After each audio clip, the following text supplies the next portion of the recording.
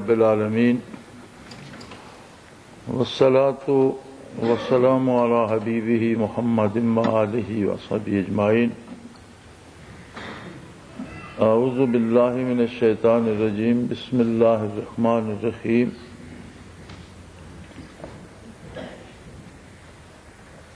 اللہ کریم کی تخلیقات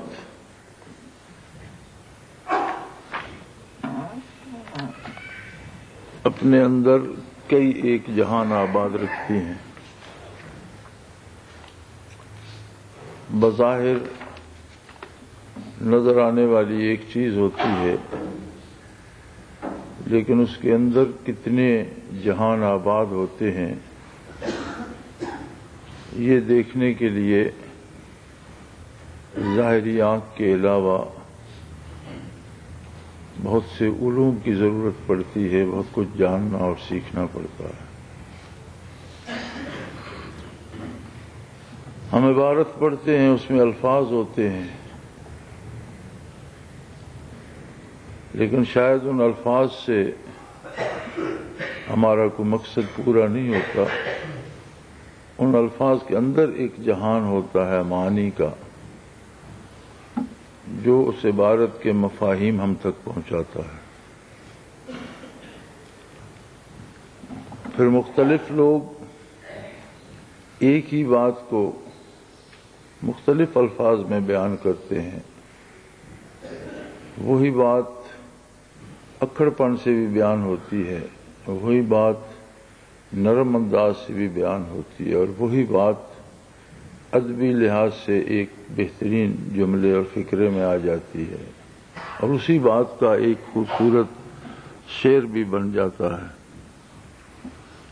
اب یہ ساری ظاہری تبدیلیاں ہیں کہ الفاظ اس میں اکھڑ پن کے تھے، سنجیدہ تھے، نرم تھے، ادب پارا تھا یا شعر تھا، لیکن اس سارے کے اندر ایک جہان آباد ہوتا ہے جو مفہوم ہم تک پہنچاتا ہے۔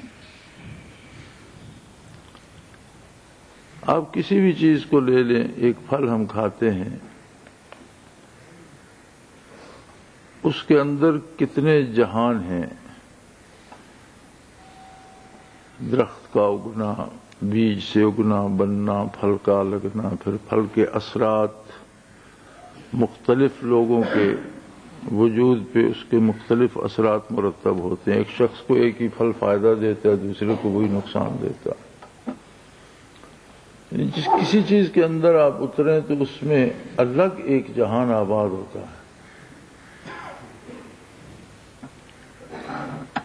سورج نکلتا ہے، ہم سمجھتے ہیں دن ہو گیا، کاروبار کا وقت ہے، ہم اپنے کام پہ نکل جاتے ہیں، لیکن ہم نہیں جانتے کہ سورج کی ایک ایک کرن دنیا میں کتنی تبدیلیوں کا سبب بن رہی ہے، اور اس سے کہاں کہاں کیا کیا کچھ ہو رہا ہے۔ ایک وسیع جہان ہے جس کے اندر کئی اور جہان آباد ہیں۔ اسی طرح حیات انسانی ایک اس کارگہ حیات میں ایک اپنا جہان رکھتی ہے۔ بچپن، جوانی، بڑھاپا، کبھی کوئی بچہ ہوتا ہے، پھر وہی بزرگ اور والد بن جاتا ہے، پھر وہی برگزیدہ اور عمر رسیدہ ہو جاتا ہے۔ لیکن کیا زندگی صرف یہی کچھ ہے؟ اس کے اپنے اندر کئی جہان آباد ہیں۔ زندگی تو بہت ایک وسیع لفظ ہے، کئی سالوں پہ محیط ہو سکتی ہے۔ اس کا ایک ایک پل جو ہے وہ اپنے اندر ایک الگ جہان رکھتا ہے۔ ہر لمحے میں ایک دنیا آباد ہے۔ ایک لمحے میں اللہ کو یاد کرتا ہے، اس کے اثرات اس کی زبان پہ مرتب ہوتے ہیں، دل پہ مرتب ہوتے ہیں، دماغ پہ مرتب ہوتے ہیں، وجود پہ مرتب ہوتے ہیں، ماحول پہ مرتب ہوتے ہیں، برزخ کی زندگی پہ مرتب ہوتے ہیں، اور آخرت کی زندگی تک اس کا اثر چلا جاتا ہے۔ نبی کریم صلی اللہ علیہ وسلم کے ارشاد کا مفہوم ہے کہ کسی نے خلوص دل سے زندگی میں ایک تسبیح کہی، ایک دفعہ سبحان اللہ کہا، ایک دفعہ الحمدللہ کہا، کوئی بھی تسبیح، ایک تسبیح زندگی میں اس خلوص سے کہی کہ وہ قبول ہو گئی، تو آپ فرماتے ہیں اس کی نجات کے لیے وہ کافی۔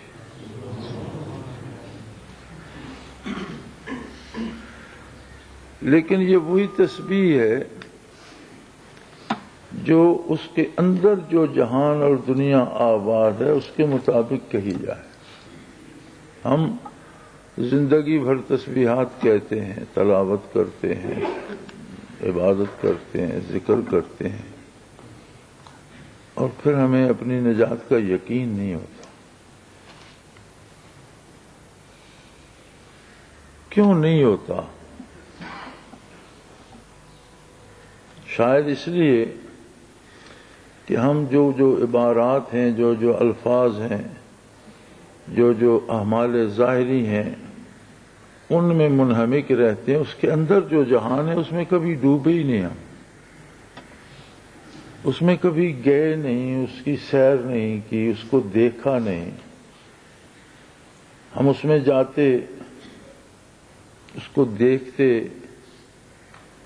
اس کی لذات سے آشنا ہوتے تو ہمیں یقین ہو جاتا۔ دیوبند میں ایک بزرگ ہوتے تھے، فقیر کہتے تھے انہیں، مجھے اس میں گرامی یاد نہیں رہا۔ انسانی حافظہ بھی بڑی عجیب چیز ہے، اس کو آپ جس طرف تاکید کریں وہ چیزیں یاد رکھتا ہے، جس طرف تاکید نہ کریں وہ بھول جاتی ہیں۔ تو میں ناموں پہ زیادہ توجہ نہیں دیتا، مجھے کتابوں کے نام بھی بھول جاتے ہیں، افراد کے نام بھی بھول جاتے ہیں، مجھے ان کا اس میں گرامی یاد نہیں۔ وہ فرمایا کرتے تھے کوئی بھی ان سے ملنے جاتا تو انہیں قرآن کریم سے عشق تھا، کوئی بھی جاتا تو کہتے یار قرآن سناؤ۔ جی مجھے تو نہیں یاد۔ بھئی کچھ تو یاد ہوگا، سورۃ فاتحہ بھی نہیں آتی، تمہیں قرآن شریف نہیں آتا، نماز نہیں پڑھتے ہو؟ جی قرآن شریف تو یاد، اچھا وہی سنا دو، سورۃ فاتحہ سنا دو۔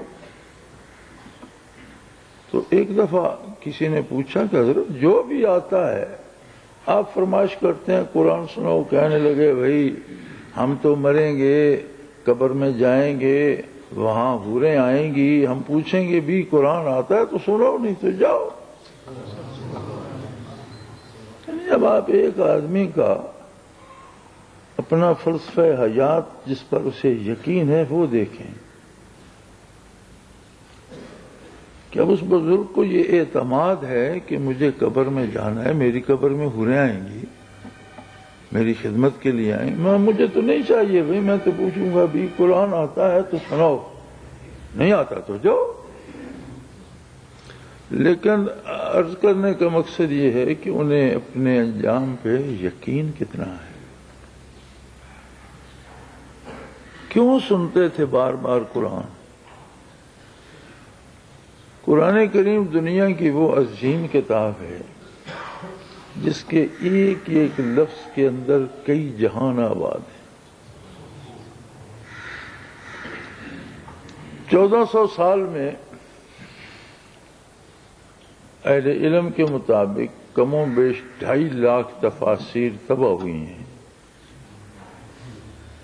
2,50,000 کے لگ بھگ تفاسیر طبع ہوئی ہیں، اور جو طبع نہیں ہوئی لکھی ہیں لوگوں نے لیکن طبع نہ ہو سکیں۔ ایک زمانے تک تو صرف کلمی لکھے جاتے تھے، اس میں جو لوگوں کی دسترس سے جاتی رہیں۔ پھر کتنے ایسے لوگ ہیں جو لکھا تو صحیح انہوں نے لیکن طبع نہ کرا سکے، پتہ نہیں وہ کتنی ہوں گی۔ لیکن کوئی یہ نہیں کہہ سکتا کہ میں نے قرآن کریم کے معنی کا احاطہ کر لیا، نہ جانے کتنی اور لکھی جائیں گی، اور احاطہ پھر بھی نہیں ہوگا چونکہ کلام باری ہے، اور خدا کی ذات کی بھی حد نہیں، اس کی صفات کی بھی حد نہیں۔ قرآن امر باری ہے اور اللہ کی صفت ہے، اللہ کا کلام ہے، احاطہ نہیں ہو سکتا۔ کتنے جہان آباد ہے اس میں، اس کے اندر کتنے دروازے کھلتے ہیں اور ایک نئی دنیا آ جاتی ہے، آگے کھلتا ہے تو ایک اور دنیا آباد ہوتی ہے۔ یہ ہماری بدقسمتی کہ ہم زندگی بھر قرآن پڑھتے نہیں، اگر پڑھتے ہیں تو الفاظ اور ٹنڈے گن کے گزر جاتے ہیں، معنی کا دروازہ کھولنے کی فرصت نہیں ہوتی ہمیں، اور بہت کام ہوتے ہیں۔ اور اگر کوئی معنی سیکھتا ہے تو وہ جو کچھ ظاہری کسی نے بتا دیے پھر اس میں وہ آگے جاتا نہیں، ورنہ قرآن کا ایک ایک جملہ دنیا و آخرت کی ساری حقیقتیں واشگاف کر دیتا۔ ہر جملے، ہر آیت میں پوری زندگی کا نصاب ہے۔ میرے پاس اگلے دن وہ ایک ریسرچ پہنچی، میرے دفتر میں پڑی ہے کہ انسانی وجود میں اس کی بیس اور اس کی بناوٹ اور بنیاد کیا ہے جی؟ وہ نئی دریافت ہوئی سائنس کی، ڈی این اے۔ اب کسی کا خاندان دریافت کرنا ہو تو پرانی ہڈیوں کے ڈھانچے سے بھی کچھ لے کر اس سے ڈی این اے نکالو تو پتہ چلے گا یہ کس خاندان کا ہے، کہاں سے آیا، کس سے ملتا ہے۔ آج سائنس اس بات پہ پہنچی ہے کہ ہر انسان کے ڈی این اے جو ہیں وہ قرآنی آیات کے مطابق عمل تخلیق کو، عمل حیات کو، موت کو اور ما بعد الموت کو جس طرح قرآن نے بیان کیا ہے وہ ہر انسان کے ڈی این اے پہ نقش ہے۔ ایک وجود کے اندر، ایک ذات کے اندر کتنے طے در طے راز پنہاں ہیں اور کتنے جہان آباد ہیں۔ اسی طرح حیات کو ہم بظاہر لیتے ہیں لیکن اس کے ایک ایک لمحے میں ایک جہان الگ سے آباد ہے، اور اس کا رشتہ اپنے آغاز سے بھی جڑا ہوا ہے اور اپنے انجام سے بھی، ایک تسلسل ہے حیات میں۔ تخلیق انسانی سے لے کر ابد الآباد تک زندگی جڑی ہوئی ہے اور اس میں ایک تسلسل ہے۔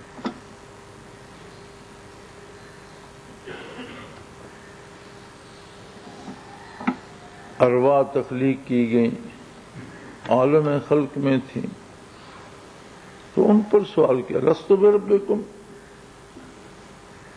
کیا میں تمہارا پروردگار، خالق، مالک، رازق نہیں ہوں؟ قالوا بلا، سب نے کہا بے شک ہے۔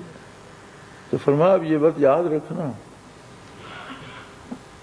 فرض قیامت یہ نہ کہنا کہ جب ہم دنیا میں آئے تو ہمیں ہمارے آبا و اجداد نے گمراہ کر دیا۔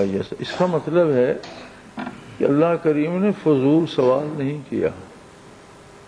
تخلیق ارواح سے لے کر قیامت تک ایک تسلسل ہے حیات پر، اس کے ساتھ اس کا رابطہ موجود ہے۔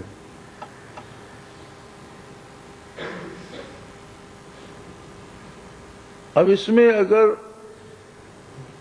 تو قدرت باری اس پہ حاوی رہتی تو جس طرح انسان اپنی پسند سے پیدا نہیں ہوتا، اپنی پسند سے اپنی شکل نہیں بناتا، اپنی پسند سے اپنی کوئی قابلیت نہیں بناتا، اپنی پسند سے بیمار نہیں ہوتا، اپنی پسند سے مرتا نہیں ہے، سارا نظام ایک حکم اور ایک بنے بنائے شیڈول کے تحت چلتا ہے، اسی طرح اگر اطاعت پہ لگا دیتا تو اطاعت ہی کرتے رہتے۔ لیکن اتنے وسیع نظام میں ایک تھوڑی سی گنجائش رکھی، کیونکہ انسان مخلوق ہی ایسی تھی جسے اللہ کریم نے یہ استعداد بخشی کہ یہ اللہ کے جمال کو پا سکتا ہے، اس کے وصال کی طلب پاتا ہے، اس سے واصل ہو۔ اب اس نے ایک طرف ایک کائنات سجا دی، کائنات اس کی اپنی تخلیق ہے، اور اس کی تخلیق میں حسن ہی حسن ہے، کہیں کوئی نقص نہیں ہے۔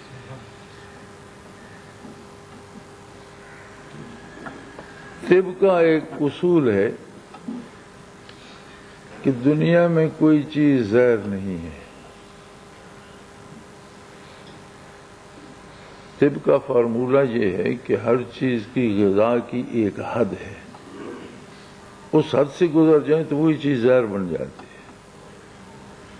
اب گھی ہے، آپ کسی کو زیادہ کھلا دیں تو مر جائے گا، گھی زہر تو نہیں ہے۔ دودھ ہے، غذا بھی ہے، دوا بھی ہے، لیکن کسی کو زیادہ پلا دیں تو اس کے لیے وہی زہر بن جائے گا۔ کھانا ہے، صبح شام کھاتا ہے، کسی کو بے انداز کھلا دیں تو اسی سے مر جائے گا۔ یعنی جو چیز بھی اپنی مقدار سے بڑھتی ہے وہ زہر ہو جاتی ہے۔ تو جن چیزوں کو ہم زہر سمجھتے ہیں، اطباء اس سے علاج کرتے ہیں، سینکیسس ملفار سے علاج کرتے ہیں، سانپ کے زہر سے علاج کرتے ہیں۔ یہ ساری چیزیں انسانی حیات کے لیے استعمال ہوتی ہیں۔ تو اگر براہ راست سانپ انجیکٹ کرتا ہے تو اس کی تعداد اتنی، کوانٹٹی اتنی ہوتی ہے کہ زہر بن جاتی ہے، مر جاتا ہے بندہ۔ سینکیا کوئی پھانک لیتا ہے تو اس کی تعداد اتنی ہوتی ہے وہ مر جاتا ہے، اس کی بہت ہلکی سی۔ تو اگر اس حد کے اندر رہے تو کچھ بھی زہر نہیں، اور اپنی حد سے جو بھی بڑھے وہی زہر ہے۔ یہی کلیہ انسانی پسند و ناپسند پہ لگتا ہے۔ زندگی کی یہ چند سال اس نے انسان کو اختیار دے دیا، وَهَدَيْنَاهُ السَّبِيلَ إِمَّا شَاكِرًا وَإِمَّا كَفُورًا، دونوں راستے کھول دیے ہیں۔ اب تو چاہتا ہے تو شکر گزار بن جا، نہیں تو ناشکری کرنا چاہتا ہے تو وہ بھی کر کے دیکھ۔ اب انسانی پسند ہے، اگر تو وہ اپنی پسند کو کسی ماہر کے سپرد کر دیتا ہے۔ جیسے ہم بیمار پڑتے ہیں تو معاملہ ڈاکٹر کے سپرد کر دیتے ہیں، اب غذا بھی وہ بتاتا ہے، دوا بھی وہ بتاتا ہے، جو وہ کہتا ہے ہم کرتے ہیں، اللہ کرتا ہے صحت ہو جاتی ہے۔ اسی طرح زندگی کرنے کی پسند و ناپسند کو اگر ماہر حیات کے سپرد کر دیتا ہے تو مزے کرتا ہے۔ پھر انسان کے بس میں یہ نہیں ہے کہ ایک بات کے اندر کتنے جہان ہیں ان سب کو تلاش کرے، پھر ان سب میں سے اپنے لیے انتخاب کرے، اور اس کے لیے تو ایک الگ حیات چاہیے۔ انسان کے پاس اتنی فرصت نہیں ہے۔ اب ایک عمل کے اثرات کہاں کہاں تک جاتے ہیں۔ میں ایک خدا نخواستہ جھوٹ بولتا ہوں، میرے اپنے وجود پر، دل پر، خون کی گردش میں، وجود کے سیلز میں اس کا اثر جائے گا، پھر ماحول میں اس کا اثر جائے گا، پھر میری موت اس سے متاثر ہوگی، قبر اس سے متاثر، برزخ متاثر ہوگی، میدان حشر تک وہ ساتھ نہیں چھوڑے، ایک اثر جائے گا۔ اتنی وسعتوں کو میں کیسے تلاشوں، کیا کروں؟ اب جو بھی بیمار ہوتا ہے وہ سارا میڈیکل پڑھ تو نہیں سکتا، وہ کہاں سے اتنا سارا میڈیکل پڑھے اور پھر اپنا علاج کرے؟ وہ ڈاکٹر کے سپورٹ کر دیتا ہے۔ یہ حیات کی وسعتیں ہم کھنگال نہیں سکتے، ماہر حیات آقا نامدار حضرت محمد رسول اللہ کے سپورٹ کر دے۔ تو مسلمانی کیا ہے؟ اپنے امور کو، اپنی پسند کو ماہر حیات صلی اللہ علیہ وسلم کے سپرد کر دیں۔ اگر ایسا نہ کیا جائے تو کوئی انسان زندگی کی گتھیاں سلجھانے کی فرصت ہی نہیں رکھتا، اہلیت تو دور کی بات۔ اگر کسی کو اہلیت مل بھی جائے تو اس کے پاس اتنا وقت ہی نہیں ہے کہ ہر بات کے تمام اثرات کا احاطہ کر لے تو کس بات کا باتیں کرے گا، کام کرے گا، یا ان کے اثرات کا احاطہ کرے گا کیا؟ اب دوسرے کے حال سے تو ہم واقف نہیں ہیں. ایک وقت میں ایک چیز ایک بندے پر حرام ہے اور اسی وقت وہ چیز دوسرے بندے پر حلال ہے. اس کی صورتحال مختلف ہے، اس کی صورتحال مختلف. جس طرح ایک غذا ایک بندے کو زندگی دیتی ہے لیکن وہی دوسرے کے لیے موت کا سبب بن جاتی ہے، اسی طرح افعال و کردار میں بھی ہم ظاہر دیکھتے ہیں، اس کے پیچھے وجہ کیا ہے اس تک ہماری نگاہ نہیں جاتی، لیکن وہ خوب جانتا ہے. حالت اضطرار میں تو حرام بھی روا کر دیا ضرورت کے مطابق. ہو سکتا ہے کوئی مضطر ہو. صوفیاء کا ایک طبقہ ہوا ہے، سلسلہ ہوا ہے جسے ملامتیہ کہتے تھے. تو آج کل تو ہر چیز میں نقل آ گئی ہے نا، تو سبوں میں سب سے زیادہ نقل ہے. جو چیز جتنی قیمتی ہوتی ہے اس کی اتنی زیادہ نقل بازار میں آتی ہے. تو جب نقلی خدا بن سکے، نقلی نبی بن سکے، تو نقلی ولی بننا کون سا مشکل کام تھا. تو سلسلے ملامتیہ کے جو لوگ تھے وہ کام شریعت کے خلاف نہیں کرتے تھے. اب تو جو جس کا جی چاہے شریعت کے خلاف کرتے اور کہتا ہے میں ملامتی ہوں، وہ شریعت کے خلاف نہیں کرتے تھے. ان کے لیے جائز ہوتا تھا لوگوں کو سمجھا سے سفر میں ہیں، اب روزے کی قضا جائز ہے تو وہ لوگوں کے سامنے کھا پی لیتے تھے، لوگوں نے ملامت کرتے تھے، لیکن شرن اس کے لیے تو جائز ہے کہ روزہ قضا کرے مسافر. تو اس طرح کے وہ کام کرتے تھے جو ان کے لیے شرن جائز ہوتا تھا، لیکن لوگوں کو اس کی سمجھ نہیں آتی تھی تو لوگ ان پر لان تان کرتے تھے. اس سے وہ سمجھتے تھے کہ ہمارا نفس دبا رہتا ہے اور ہمیں انانیت نہیں آتی. اپنا اپنا طرز فکر ہے، انداز ہے. لیکن میرے عرض کرنے کا مقصد یہ ہے کہ ہم زندگی کے حقائق کو جان نہیں سکتے، اپنے نہیں جان سکتے، دوسرے کا کیا پتہ ہے کہ اس کی کیفیت کیا ہے اور اس کے لیے کیا درست ہے کیا غلط ہے. لیکن سب کے لیے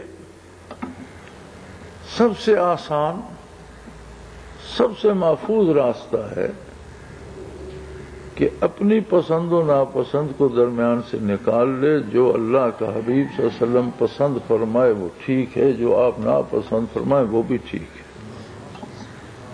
جہاں سے روک دیں رک جائے، جہاں کام کرنے کا حکم دیں کرے. اس کے علاوہ نوع انسانی کے پاس کوئی چارہ ہی نہیں.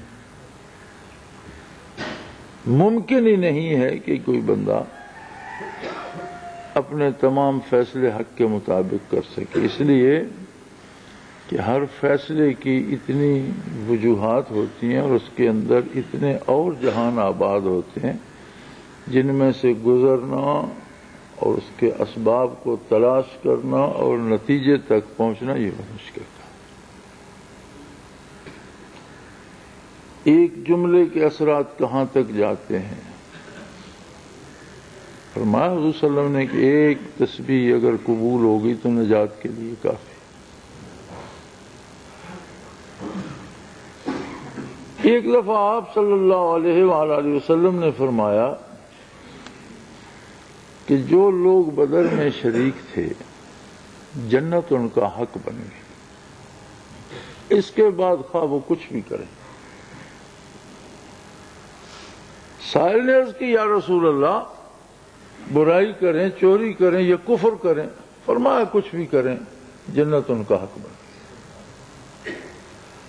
محدثین کرام اس پہ بحث کرتے ہیں کہ کافر کے لیے تو جنت حرام ہے. تو حضور صلی اللہ علیہ وسلم نے فرمایا صحابہ بدر جو چاہیں کریں. تو وہاں وہ لکھتے ہیں کہ بدر کی شمولیت نے ان کی پسند کو نبی صلی اللہ علیہ وسلم کی پسند میں فنا کر دیا. اب وہ مرضیات باری کے خلاف کچھ پسند کرتے ہی نہیں. اس لیے حضور نے فرمایا جو چاہیں کریں، لیکن وہ چاہیں گے وہی جو اللہ چاہتا ہے، جو اللہ کا رسول چاہتا ہے. اس لیے آپ صلی اللہ علیہ وسلم نے وصیت فرمائی کہ میرے بعد اگر کوئی جھگڑا ہوتا ہے اور اصحاب بدر میں سے کوئی ایک بندہ زندہ ہے، ساری امت ایک طرف ہے لیکن اس کی رائے مختلف ہے، تو اس کی رائے پہ عمل کیا جائے۔ اسلام کی جمہوریت یہ ہے کہ حق پہ عمل کیا جائے، خواہ اس طرف بندے کم ہوں، اکیلا بندہ ہو، اور ظلم کے ساتھ ساری دنیا شامل ہو جائے، اسے قبول نہ کیا جائے۔ یہ مغرب کی جمہوریت ہے کہ بندے گن لو جس طرف زیادہ ہیں وہ کرو، خواہ وہ کفر پہ متفق ہو جائیں کافر ہو جاؤ، لیکن یہ کوئی جمہوریت نہیں۔ وہ باطل پہ متفق ہو جائیں تو تم باطل اختیار کر لو۔ اسلامی جمہوریت یہ ہے کہ حق کا ساتھ دو۔ اب ایک صاحب بدر یا ایک بدری اصحابی کو اتنی اہمیت حضور صلی اللہ علیہ وسلم نے کیوں دی؟ وجہ وہی تھی کہ وہ بات کرے گا جو مجھے پسند ہے، میرے رب کو پسند ہے، ان کی پسند میری پسند میں فنا ہو چکی۔ اب دوسری طرف ساری امت بھی ہے تو ان سے غلطی ہو سکتی ہے، لیکن یہ جو بات کرے گا وہ کھری ہو۔ اسی پس منظر میں اس حدیث کو بھی لیں کہ ایک تسبیح مقبول ہو گئی، اس کا مطلب باقی کی زندگی اللہ گناہ سے بچا لے گا، تبھی وہ جنت کا مستحق ہو گیا نا کہ برائی سے بچ جائے گا۔ بعض ادویات ایسی ہوتی ہیں کہ آپ ایک گولی کھا لیتے ہیں، ایک ٹیکہ لگا لیتے ہیں، پھر زندگی بھر وہ تکلیف نہیں ہوتی۔ اللہ کی تسبیح، نبی صلی اللہ علیہ وسلم پر درود، یہ بھی ایسی گولی ہے کہ ایک گولی بھی کھا لی جائے تو زندگی بھر شفا نصیب ہو جاتی ہے، لیکن اگر وہی گولیاں گھول گھول کر بندہ نہاتا رہے تو کیا ہوگا؟ وہ تو فائدہ تو تب کرتی ہے جب اندر اتر جاتی ہے،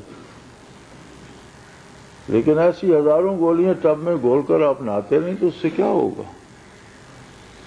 تو عبادات کو بھی اگر ہم اس طرح لیں کہ جس طرح گولیاں حل کر لیں، ٹیکے توڑ کر ٹب میں ڈال دی اور اس پانی سے نہاتے رہے تو فائدہ نہیں ہوگا۔ ایک ایک سجدہ اور اس کی ایک ایک تسبیح، ایک ایک حرکت، ایک ایک لفظ اپنے ساتھ اپنا حال لے کر دل میں اتر جائے۔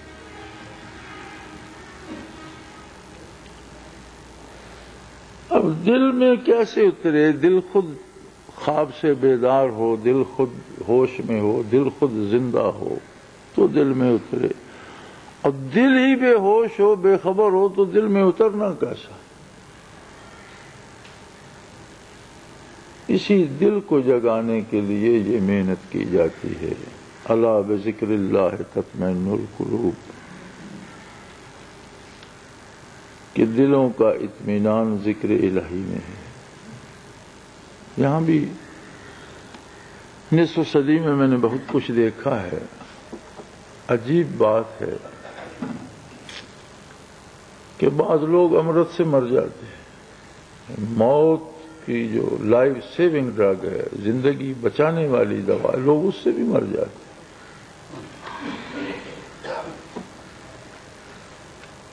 یہی حال ذکر کا بھی ہے۔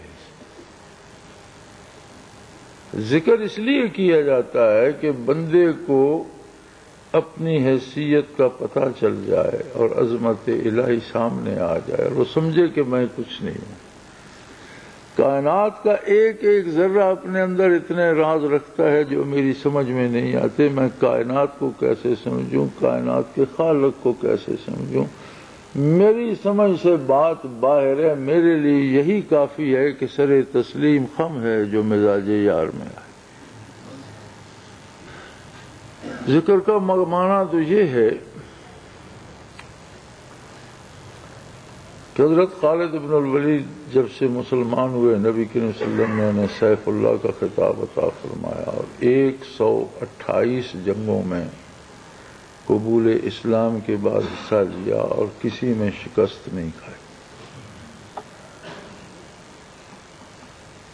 128 زخم تھے ان کے بدن پر، 128 زخموں کے نشان تھے، بے شمار جنگوں میں حصہ لیا، مجھے جنگوں کی تعداد یاد نہیں ہے، لیکن کہیں شکست نہیں تھا۔ وصال نبوی کے بعد سیدنا فاروق اعظم رضی اللہ عنہ نے سیدنا ابو بکر صدیق رضی اللہ عنہ کو مشورہ دیا کہ آپ خالد کو کمان سے ہٹا دیں۔ نبی کریم صلی اللہ علیہ وسلم نے مقرر کیا، میں نہیں ہٹاؤں۔ لیکن جب سیدنا عمر فاروق رضی اللہ تعالی عنہ سریرہ خلافت ہوئے تو ان کا پہلا حکم یہ تھا کہ خالد کو اس کی کمان سے ہٹا دیں۔ ان کی رائے یہ تھی کہ لوگوں میں یہ بات پیدا ہو گئی ہے کہ جہاں خالد ہوتا ہے وہیں فتح ہوتی ہے، یعنی فتح کا سبب خالد ہے، اور لوگ جو ہیں وہ اس میں بھٹک رہے ہیں۔ خالد کو ہٹا دو، فتح تو ہوتی رہے گی، فتح تو اللہ نے دینی۔ اب میدان کارزار میں دوسرا آدمی پہنچا، حضرت خالد رضی اللہ عنہ فوج کو لڑا رہے تھے، کمانڈر تھے، جرنیل تھے، آدمی عین اس وقت پہنچا جب جنگ زوروں پہ تھی اور حکم تھا فاروق اعظم کا، حکم سنایا اور کہا کمان مجھے دو۔ انہوں نے کہا ٹھیک ہے آپ کمان لے لو، مجھے جہاد سے تو نہیں روکا، بحیثیت سپاہی تو میں لڑ سکتا ہوں، فرمایا نہیں اس سے نہیں روکا۔ تو انہوں نے کہا ٹھیک ہے یہ لو کمان تم اور یہ لو جرنیلی، میں سپاہی کے طور پر لڑوں گا۔ اور اس جہاد میں شامل رہے، بعد کے جہادوں میں بحیثیت عام سپاہی اور عام غازی کے لڑتے رہے۔ اس کی وجہ یہ تھی کہ صحبت پیغمبر صلی اللہ علیہ وآلہ وسلم نے انہیں وہ چشم بینا دی تھی کہ جو حالات کے اندر جو جہان آباد ہے اس میں جھانک لیتی تھی۔ فاروق اعظم رضی اللہ عنہ نے اپنی ثوابدید پہ فیصلہ کیا کہ نادان لوگ فتح کو خالد سے منسوب کر رہے ہیں، خالد بھی تو ایک بندہ ہے، فتح تو اللہ دے رہا ہے جس کا وعدہ ہے کہ انتم الاعلون ان کنتم مؤمنین، تمہارا ایمان صحیح رہا اور کامل رہا تو تم فاتح رہو گے، فتح تو وہ دے رہا ہے۔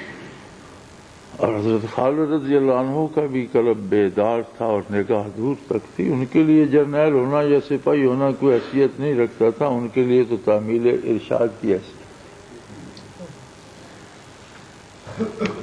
تو ذکر کا خاصہ تو یہ ہونا چاہیے کہ ہماری توجہ تعمیل ارشاد پر ہو، اپنی بڑائی پر نہ ہو۔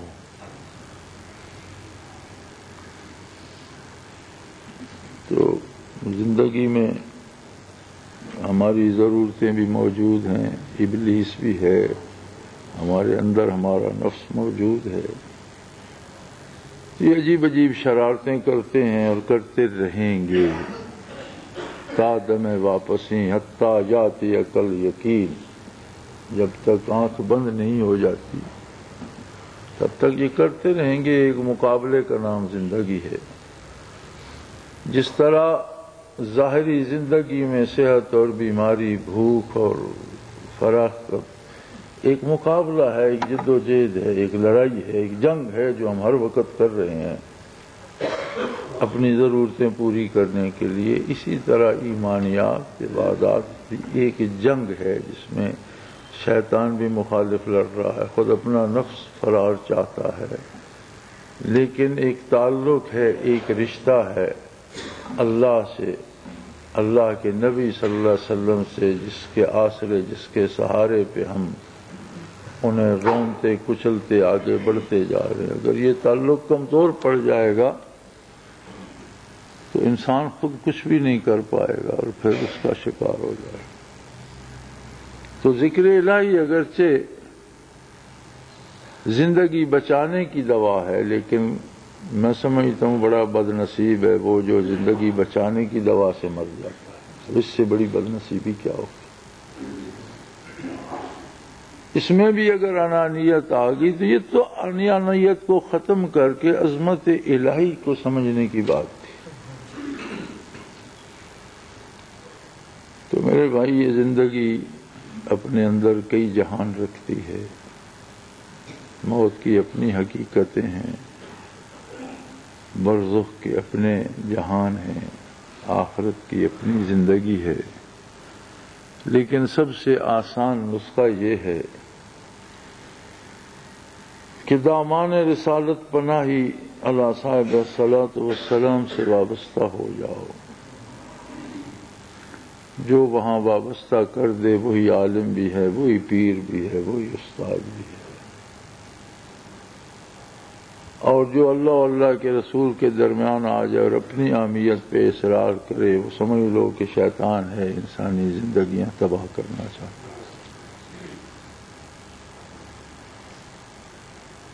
اللہ کریم ہماری خطاؤں سے درگزر فرمائے، ہمیں اس بات کا شعور و احساس عطا کرے کہ ہم اس کی عظمت اور اس کے نبی کی عظمت سے آشنا ہو سکے،